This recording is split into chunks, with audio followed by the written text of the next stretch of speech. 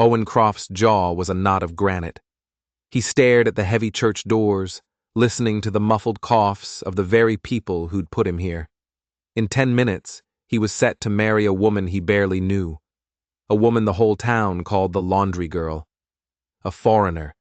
His hands clenched into fists at his sides. He could feel their eyes on his back, the snickers disguised as sympathy. They thought this was a grand spectacle, a fine piece of sport.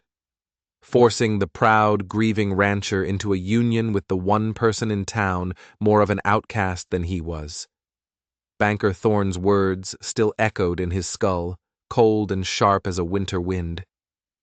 Marry her, Croft. Marry the Chinese girl within the month, or the ranch is mine. It wasn't a suggestion. It was a death sentence delivered with a smile. The drought had taken half his herd, and Thorne knew it. He'd gone to the bank, hat in hand, begging for a little more time, just until the spring rains. But Thorne had leaned back in his leather chair, a predator enjoying the final moments of the hunt. The town committee feels you need a woman's touch around that ranch. Thorne had smirked, steepling his fingers. Someone to raise that little girl of yours, and frankly, Owen, a dose of humility wouldn't hurt you. He'd let the words hang in the air, thick and suffocating. Marry Mei Lin, the town finds it fitting, a poetic arrangement. Then the hammer fell. Do it by the end of the month, or I call in every last one of your loans. The very next day, Mrs. Gable, the town's self-appointed moral compass and chief gossip, had marched into his kitchen as if she owned the place. Dragging behind her a small, silent woman with eyes that held the quiet dignity of an ancient forest. Owen Croft, Mrs. Gable had announced with a triumphant flourish. Meet your salvation. He'd stared at Mei Lin. She was small, yes, but not fragile. Her simple, worn clothes couldn't hide the straightness of her spine. She'd arrived a year ago, another soul chasing the phantom of gold, only to find dirt and tragedy. Her father died in a mine collapse, leaving her to scrub the town's dirt from their clothes just to survive. She was a ghost in their town, seen but never known, enduring their whispers and scorn with a silence that infuriated them.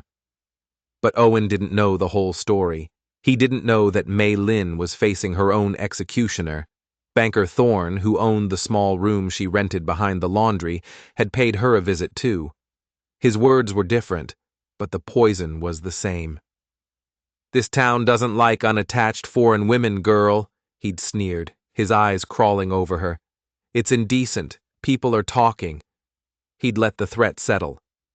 You'll marry the rancher, or you'll be on the next stagecoach out of this territory. With nothing. So the choice was never a choice at all. It was just a different kind of cage. Now the church doors groaned open, a sound like a coffin lid sealing shut, and Owen felt the cold weight of the prison he was about to share. Mei Lin walked down the aisle alone. Her dress was simple gray wool, the color of ash. Her face was a perfect, placid mask, but underneath, her heart was a trapped bird beating itself bloody against her ribs. She didn't look at the hostile faces in the pews.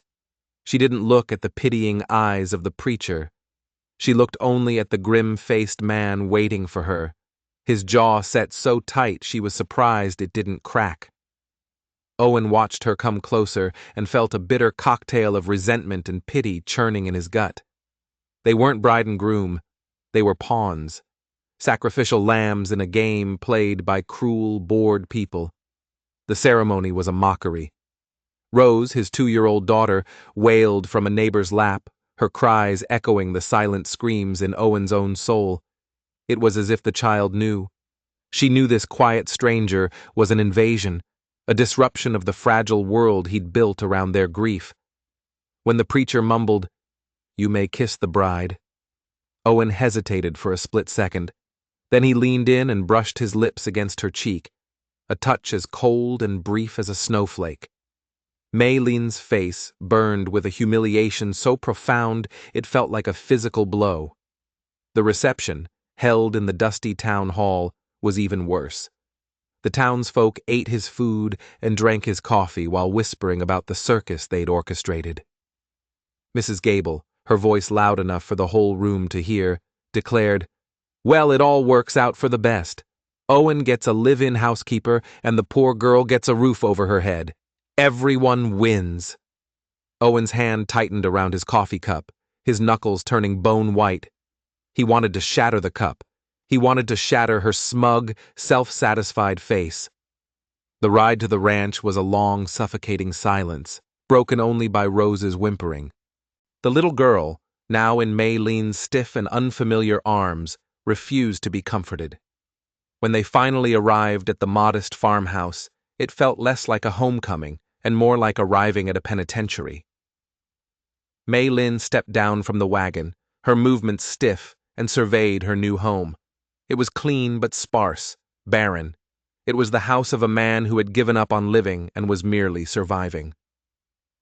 Owen carried their few bags inside, dropping them on the wooden floor with a thud that echoed the closing of a cell door. He turned to face his new wife, his eyes as cold as a frozen lake. "Let's get one thing straight," he said, his voice low and flat. "This is a business arrangement, nothing more. You have your own room upstairs. Your job is to take care of Rose and run this house. That's it. We don't need to pretend this is anything it's not." For a moment, she just looked at him. He expected tears or fear. He got neither. Maylene lifted her chin, and her voice, though soft, was laced with steel. "I understand, Mr. Croft, but I have conditions of my own." Owen blinked, surprised. "I will be treated with respect. I am your wife, not your servant. And if I am to care for your daughter, I will do it my way." They stared at each other across the small, shadowed room, two prisoners sizing up their cellmate, two proud, broken people backed into the same corner, ready to fight for the last scraps of their dignity. As if on cue, Rose began to cry again, a raw, desperate sound, her little arms reaching for her father. Owen scooped her up, his relief so palpable it was another insult.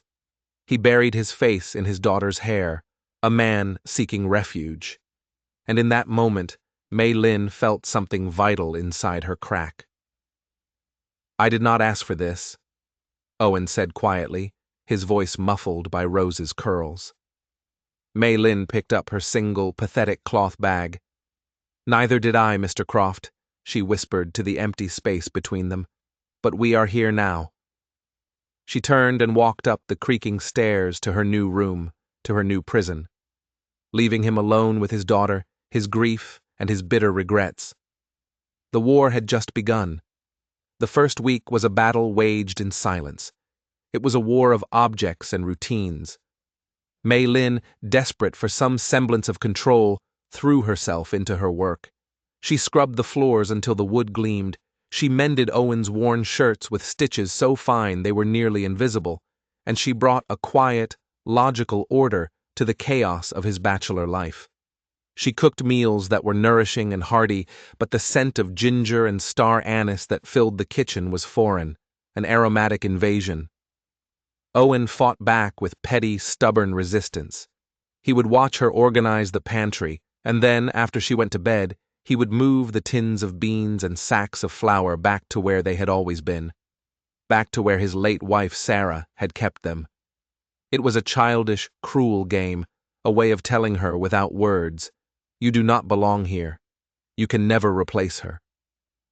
Each moved object was a tiny skirmish, a reminder that he would not surrender his grief or his home to this stranger. Rose, his sweet, innocent daughter, became the unwilling battleground. The tension in the house was a thick, choking fog, and the little girl breathed it in every day. She became fussy, prone to fits of screaming.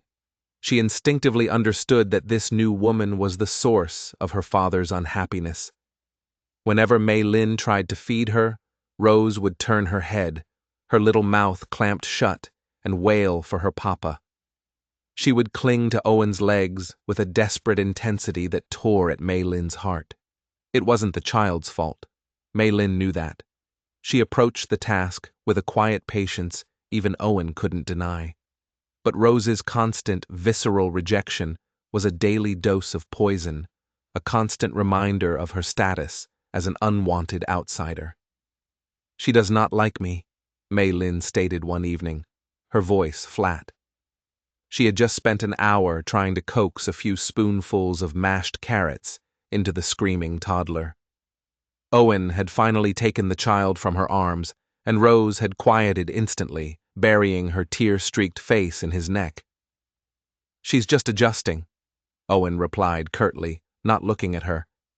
But they both knew it was a lie. It was more than that. Rose was a living, breathing symbol of everything they had both lost. For Owen, she was the last remnant of a happy marriage and a life full of love.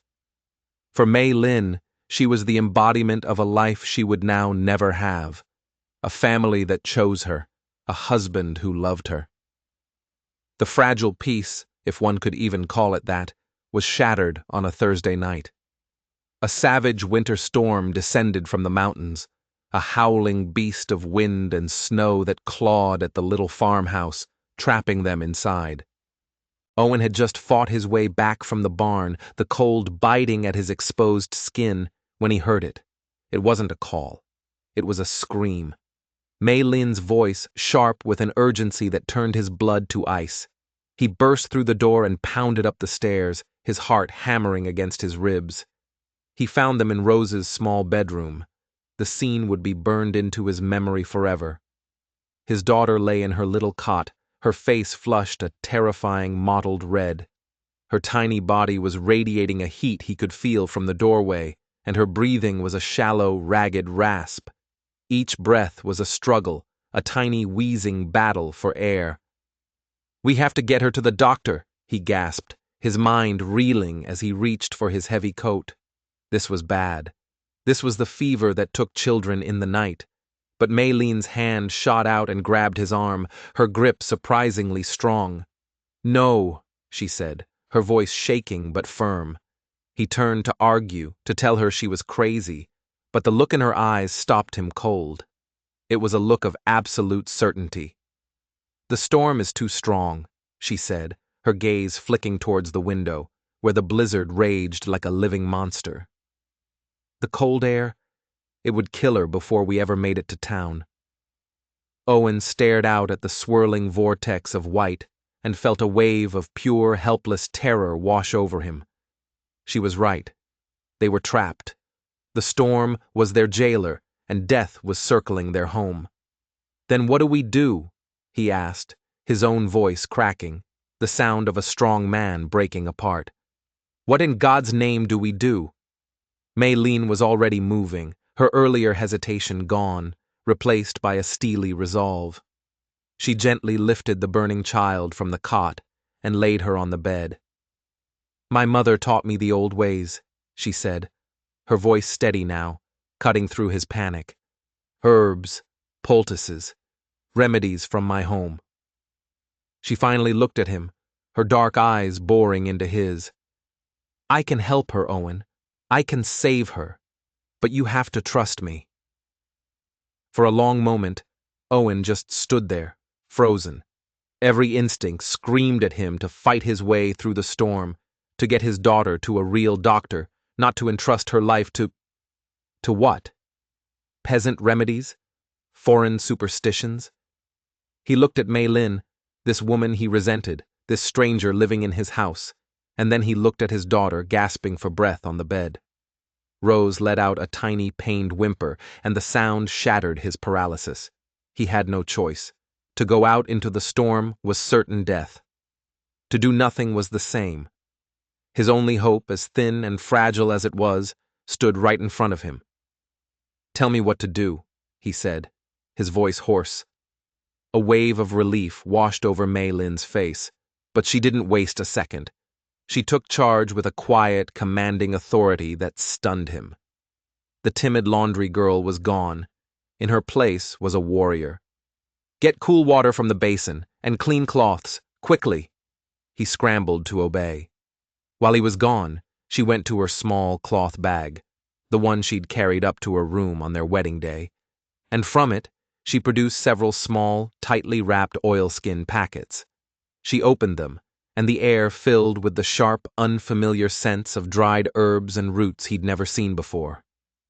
She worked with methodical speed, crushing some herbs into a bowl, adding steaming water from the kettle to brew a fragrant dark tea.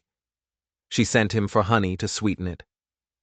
"Gently," she commanded, showing him how to sponge Rose's fiery skin with the cool cloths. "Not too cold. We bring the fever down slowly." Then she took the tea, and with a patience that seemed almost superhuman, she began to coax tiny sips of the warm liquid between Rose's cracked lips. The child was barely conscious, but some primal instinct made her swallow. "Keep talking to her," Mei Lin instructed Owen, her eyes never leaving the child's face. "Your voice. She knows your voice. Let her hear it. Let it be her anchor." So he did. Owen sat on the edge of the bed, his big, calloused hand gently stroking his daughter's damp hair, and he talked. He told her stories about the ranch, about the horses she would ride one day, about her mother, Sarah. His voice was a low, steady murmur, a desperate prayer against the howling wind outside. After a while, he realized Mei Lin was speaking too. Her voice was a soft, melodic counterpoint to his own rough baritone.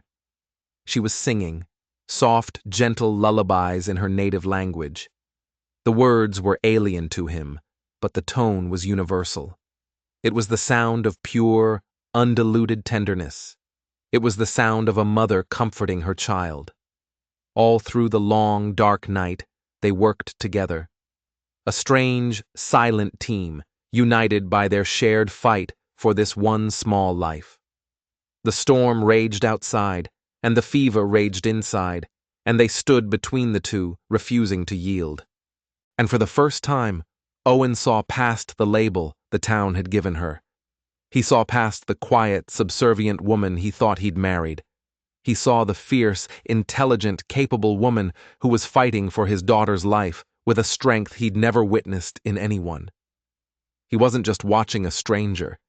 He was watching a miracle. As the first pale, gray light of dawn began to seep through the frosted window, the crisis finally passed. Rose's fever broke. Her ragged breathing eased into a steady, peaceful rhythm. She was asleep, truly asleep, her small face pale but relaxed. She was going to live. Owen slumped in his chair, the tension draining out of him so suddenly he felt weak.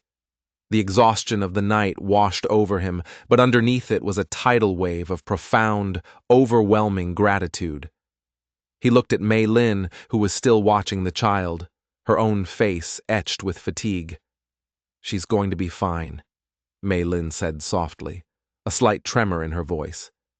She reached out and gently brushed a stray curl from Rose's forehead, and the look on her face. It was love. There was no other word for it. "Thank you," Owen said. The two words felt ridiculously small, inadequate for what she had done. He'd never meant anything more in his entire life. Mei Lin looked up, a flicker of surprise in her tired eyes. "Your mother taught you well," he added, his voice thick with emotion. She offered a small, weary smile, and in the faint morning light, Owen was struck by a startling realization. She was beautiful, not just pretty, but deeply, truly beautiful. "She used to say that healing is about more than herbs and medicines," Mei Lin said, her voice barely a whisper. "It is about caring enough to fight for someone." The words hung in the air between them, heavy with a new, unspoken meaning. The storm outside had passed, and inside the small farmhouse, another, more personal storm had finally broken too. In the days that followed Rose's recovery, the atmosphere in the farmhouse underwent a seismic shift. The icy walls of silence and resentment that had divided them began to crumble, melted away by the shared ordeal and Owen's burgeoning gratitude. They started to talk, really talk. At first, it was just about the ranch, about the daily chores. But soon, the conversations deepened. One evening, sitting by the fire while Rose slept peacefully upstairs, Owen found himself telling Mei Lin about Sarah. He spoke of her laughter, of her love for the land, of their shared dream to build a ranch that would stand for generations. He hadn't spoken his late wife's name to another soul in 2 years, but with Mei Lin, the words came easily, naturally. He wasn't just sharing his grief, he was sharing his history. Mei Lin, in turn, began to share hers. She told him about her life in China, a world away from this dusty, hard-scrabble existence. She spoke of her father, not a poor laborer, but a respected scholar and merchant.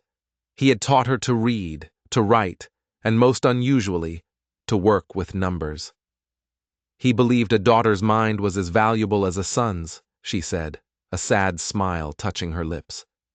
He wanted me to be able to protect myself in the world. The revelation stunned Owen. He, like everyone else in town, had assumed she was uneducated, just another peasant girl. The thought that this quiet, capable woman possessed an education likely superior to his own was both humbling and intriguing. "I never wanted to marry again," Owen confessed one night, staring into the flames. "Not after Sarah. I thought marriage was supposed to be about love, not survival." Mei Lin nodded, her gaze distant. "I thought I would never marry at all," she replied softly. "I did not believe a man in this country could see me as anything more than a foreigner, a servant." That quiet, painful admission pricked Owen's conscience. It was a mirror held up to his own past behavior, and he didn't like the reflection. Spurred by this new honesty, he decided to share the one secret he'd been holding close, the one that gnawed at him day and night. "The ranch is failing, Mei Lin," he said, the words tasting like ash in his mouth. "Even with Thorn off my back for now, the debt is a mountain. I don't know how long we can hold on." He expected pity, or maybe fear. Instead, Mei Lin looked at him directly, her eyes clear and focused. "My father was a merchant before we came to this country," she said, her voice steady. "He taught me how to read ledgers, how to find the truth in the numbers." She paused, then made a request that would change everything. "Let me see your books." Owen's first reaction was a surge of pride. His books? What could a woman, a foreigner, possibly understand about the finances of a cattle ranch? It was his burden to bear, his failure to manage. But then he remembered her cool competence during Rose's illness. He remembered the quiet authority with which she had saved his daughter's life. He had trusted her with Rose. Why not this? He gave a short, sharp nod. The next evening, after Rose was asleep, he laid the heavy, leather-bound ledgers on the kitchen table. He watched as Mei Lin lit a lamp, her slender fingers tracing the columns of numbers he so hated. For 3 solid hours, she worked in silence, her brow furrowed in concentration. Owen busied himself mending a piece of tack, but his attention was fixed on her. The only sounds were the crackle of the fire and the soft scratch of her finger on the page. Finally, she looked up, her expression a mixture of confusion and anger. "These numbers are wrong," she said, her voice firm. "Owen, this isn't just bad luck from the drought." She pointed a finger to a series of entries that stretched back for years. "I believe Mr. Thorne has been stealing from you." The accusation was so immense, so audacious, that Owen couldn't process it at first. Stealing? Thorne was a snake, yes, but an outright thief. "What are you talking about?" he asked, moving to stand behind her. As he leaned over her shoulder to look at the page, he caught the faint, clean scent of her hair. The unexpected intimacy of the moment made his breath catch. Mei Lin felt the warmth of his presence behind her, the solidness of him, and she had to force herself to focus on the numbers. "Look," she said, her voice slightly breathless, whether from her discovery or his proximity she couldn't tell. "Here. He's been charging you for phantom deliveries of feed that never arrived. He's inflated the interest rates on your loans, compounding them in a way that is not just unfair, it is illegal. The drought hurt you, Owen, but this is what has been crippling you." It was all there, hidden in plain sight. a web of deceit woven through years of transactions. They worked late into the night, side by side, building their case. With every fraudulent entry she uncovered, Owen's simmering resentment towards Thorne boiled into a white-hot rage. But mixed with that rage was a growing sense of awe. He found himself watching her, amazed by her sharp, logical mind. She moved through the columns of figures with a grace and understanding he had never possessed. "You have a real mind for business," he said, the words full of a genuine respect he had never felt for anyone but his own father. Mei Lin looked up from the ledger and actually laughed, a clear, bright sound that startled him. It was the first time he'd ever heard her laugh. "My father always believed a woman should be able to protect herself with her mind," she said, her eyes sparkling in the lamplight. "Not just with her husband." In that moment, Owen felt a surge of protective anger, not for himself, but for her. Anger at a town, at a world that would look at this brilliant, capable woman and see nothing more than a laundry girl. They had given him a servant, but he was slowly realizing they had given him a queen. The confrontation was set for high noon. Owen and Mei Lin walked into the bank together, not as a broken rancher and his foreign wife, but as a united front. The air in the bank crackled with tension. Thorne, sitting behind his large mahogany desk, greeted them with his usual condescending smirk. "Croft," he said, not even acknowledging Mei Lin's presence. "To what do I owe the pleasure? Come to beg for another extension?" "No, Thorne," Owen said, his voice dangerously calm. "We've come to settle our accounts." Thorne's smirk faltered slightly at Owen's tone, but he quickly recovered. His arrogance was a fortress, but it was a fortress built on lies, and Mei Lin had brought a battering ram. She stepped forward and placed the ledger on his desk, opening it to a page marked with several slips of paper. Thorne's bluster began to fade as Mei Lin, in her quiet, steady voice, laid out the evidence, piece by damning piece. She pointed to the charge for 20 sacks of grain in a month he'd been away on a cattle drive. She showed him the interest calculation that violated the territory's own usury laws. She spoke not with anger, but with the cold, irrefutable logic of numbers. Thorne tried to dismiss her, waving a hand in her direction. "A woman wouldn't understand these complex financial matters," he sneered, trying to appeal to Owen, man to man.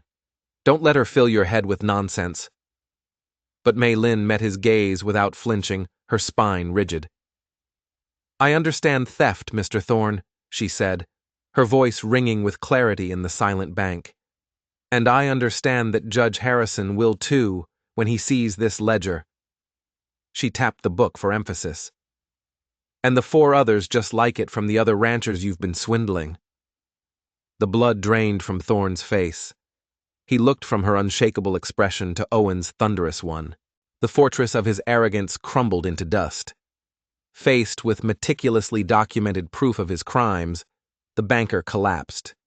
He didn't just agree to full restitution for Owen, he agreed to repay every rancher he had been cheating for the past decade. The alternative was a jail cell, and he knew it. As they walked out of the bank and into the bright sunlight, Owen felt as if a physical weight had been lifted from his shoulders. He felt lighter than he had in years. He looked at Mei Lin, walking beside him with her quiet dignity, and he knew he owed her everything, his ranch, his future. That night, for the first time since their wedding, they shared a real meal. They sat across the kitchen table, but the chasm that had once separated them was gone. It was filled with easy conversation and, to Owen's surprise, laughter. Rose, sensing the profound shift in the house, sat in her high chair and let Mei Lin feed her without a single protest, even patting her hand with a sticky, jam-covered paw. "We make a good team," Owen said quietly, looking at his wife across the table. Her eyes met his, and the way they lit up in the warm lamplight made his heart perform a strange, complicated flip in his chest. It was a feeling he hadn't felt since Sarah. a feeling he thought was buried with her. 3 months into their strange, forced marriage, everything had changed. The ranch, now free from Thorne's parasitic grip and managed with Maylene's sharp financial acumen, was beginning to thrive. Rose, who had once screamed at the sight of her, now called her Mama, running to her with scraped knees and dandelion bouquets. The awkward, heavy silences between Owen and May Lynn were replaced by a comfortable companionship. They worked side by side, mending fences, planning for the spring planting, their hands occasionally brushing, their gazes lingering for a moment too long. The cold business arrangement had thawed into a fragile friendship, and that friendship was now blossoming into something deeper, something neither of them had expected or dared to hope for.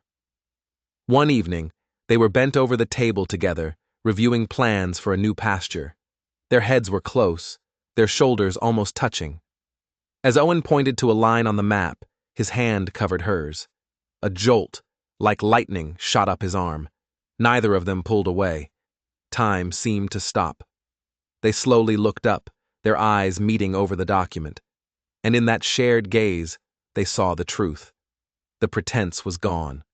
The arrangement was a lie. They were falling in love. The realization was both terrifying and thrilling. But just as this new, beautiful world was opening up to them, their old one came back to shatter it. They arrived unannounced, a black carriage pulling up to the farmhouse, kicking up a cloud of dust and dread. Sarah's parents, the Harringtons. They were wealthy, powerful people from the city, who had always disapproved of their daughter marrying a simple rancher. And with them was a lawyer, a man with a face like a hawk and eyes that missed nothing. "We are here for Rose," Mrs. Harrington announced without preamble, her voice dripping with disdain as she looked May Lynn up and down as if she were a piece of dirt on the floor. "Our granddaughter will not be raised by her—" The lawyer stepped forward and served Owen with a custody petition. It claimed he was an unfit father, citing his past financial instability and, most damningly, his scandalous and unnatural marriage. "They cannot take her," Maylene whispered later that night, her voice fierce with a protective instinct that startled them both. She held a sleeping Rose in her arms, her body a shield. "Rose is our daughter now." But Owen's face was gray with fear.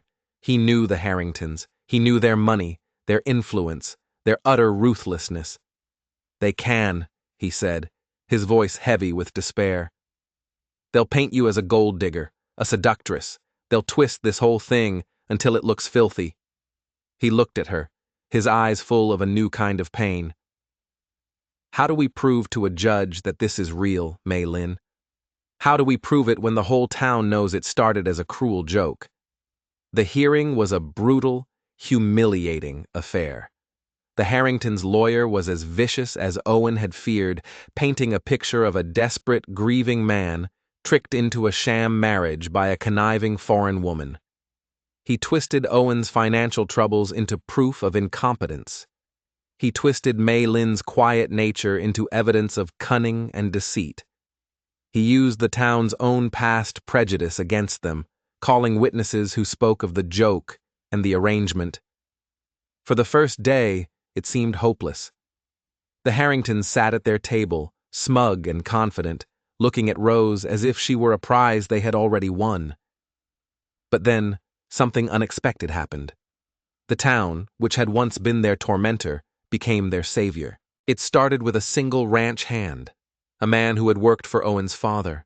He stood up and testified that he'd watched Owen nearly die from grief after Sarah's death, but that in the last few months, he'd seen him smile again. He'd seen him laugh with his new wife. He'd seen him become a father again. Then the doctor took the stand. He described in stark, clinical detail the severity of Rose's illness during the blizzard. "That child was dying," he stated, his voice ringing with authority as he looked directly at the judge. "The storm was impassable. I could not have reached her. May Lynn Croft saved her life. Not with luck, but with knowledge and care. That is not the act of a housekeeper. That is the act of a mother. One by one, neighbors who had once whispered behind their hands now spoke in their defense. They talked about the thriving ranch, the happy child, the clear devotion they saw between the couple. Mrs. Gable was even called to the stand by the Harringtons' lawyer, who expected her to confirm the marriage was a sham. But faced with a judge and the weight of a legal oath, even she couldn't deny the truth she had witnessed. "It may have started unconventionally," she stammered, avoiding everyone's eyes. "But anyone with eyes can see they're a proper family now." The tide had turned. The Harringtons' narrative of a scandalous arrangement was being dismantled by the very community that had created it. But the final, decisive blow came from Mei Lin herself. When she took the stand, a hush fell over the courtroom. She looked small and vulnerable, but when she spoke, her voice was steady and clear, filled with a power that captivated everyone. "Your Honor," she began, looking not at the lawyer but at the judge, "it is true that I did not give birth to Rose. It is true that my marriage to her father did not begin in the usual way." Her gaze flickered to Owen, a look of profound love passing between them. "But I have been the one to soothe her nightmares. I have loved her through every fever and celebrated every new word. I taught her the names of the wildflowers that grow in our pasture. Love is not about the color of your skin or the country of your birth. It is not about how a story begins." She paused, her voice thick with emotion. "It is about choice, and every single day I wake up and I choose to be her mother, and every single day she chooses to call me Mama. That is real. No court can take that away." Silence. Absolute, profound silence. The judge looked down at the documents, then at the Harringtons, then at Owen and Mei Lin, who had reached out to take each other's hand. His decision, when it came, was firm and swift. The law is concerned with one thing and one thing only: the well-being of the child. And the evidence clearly and overwhelmingly shows that Rose Croft is in a stable, loving, and thriving environment. Custody will remain with her father and his wife. That night back at the ranch, the fear and tension of the trial finally gave way. They stood in the quiet living room, holding each other, Rose sleeping peacefully in her crib upstairs. The house was no longer a prison. It was a sanctuary they had fought for and won. "They tried to prove our marriage was a sham," Owen murmured against her hair, his voice choked with relief and love. "Instead," Mei Lin whispered back, her arms wrapped tightly around him, "they proved it was the realest thing in this whole town." 1 year to the day after their forced wedding, Owen Croft stood on the porch of his farmhouse. He wasn't the same man. The anger and grief that had haunted his eyes were gone, replaced by a deep, settled peace. He watched his wife, Mei Lin, sitting in the grass with their daughter, patiently teaching Rose how to weave wild flowers into a crown. The ranch was thriving, more prosperous than it had been even under his father's hand. But that was just business. The real transformation had happened within the walls of his home, within the chambers of his own heart. The house was filled now not with silence and sorrow, but with laughter. Rose's happy chatter and Mei Lin's quiet, melodious hum were the new soundtrack of his life. Mei Lin was 5 months pregnant with their first child together, a child born not of arrangement, but of a love so powerful it had conquered debt, prejudice, and hate. Her pregnancy had softened the last of her defensive edges, replacing them with the confident, radiant grace of a woman who knows she is deeply and completely cherished. Rose, now a happy, talkative 3-year-old, finished her lopsided crown and ran over to them, her little legs pumping. "For the baby, Mama," she squealed, carefully placing the flower crown on Mei Lin's rounded belly. Mei Lin laughed, a sound that was still the sweetest music Owen had ever heard, and pulled her daughter into a hug. The town's attitude had performed a complete reversal. What had begun as a cruel joke was now spoken of in hushed, reverent tones as a legendary love story. Mrs. Gable, in a breathtaking display of revisionist history, now took full credit for the match, conveniently forgetting the malice of her original intentions. "I always knew they were perfect for each other," she'd proclaim to anyone who would listen. "I just have an eye for these things." As evening fell and a blanket of stars emerged in the vast prairie sky, they sat together on the porch swing, Rose asleep in Mei Lin's lap. "Do you ever think about that day?" Mei Lin asked softly, her head resting on his shoulder. "Our wedding day?" Owen smiled, a real, easy smile that reached his eyes. "All the time," he admitted. "I think about how angry I was, how trapped I felt. I honestly believed my life was over." He paused, gently stroking his daughter's silky hair. "I was such a fool. My life wasn't ending that day." He turned to look at her, his heart so full he felt it might burst. It was just beginning. "The town forced us to the altar," Mei Lin said, her hand finding his, their fingers lacing together in a familiar, comfortable rhythm. "But everything that came after, that was our choice. And I'll keep choosing you," Owen said, his voice thick with an emotion that still overwhelmed him. "Every day, for the rest of our lives." He looked out at the sprawling, prosperous ranch that was his heritage, then down at the beautiful, happy daughter who was his past, and finally at his beloved, pregnant wife, who was his future. And he felt a wave of gratitude so immense it brought tears to his eyes. The townspeople, in their arrogance and cruelty, had meant to humiliate him, to break him with their sick joke. But they had inadvertently given him the greatest gift of his entire life. Mei Lin was supposed to be a convenient wife, a cruel punchline, a servant in his home. Instead, she had become the heart of his family, the love of his life, and the woman who owned every last piece of his soul, completely and forever. If you were moved by Owen and Mei Lin's story of finding love against all odds, don't forget to hit that subscribe button for more stories that prove hope can be found in the most unexpected places.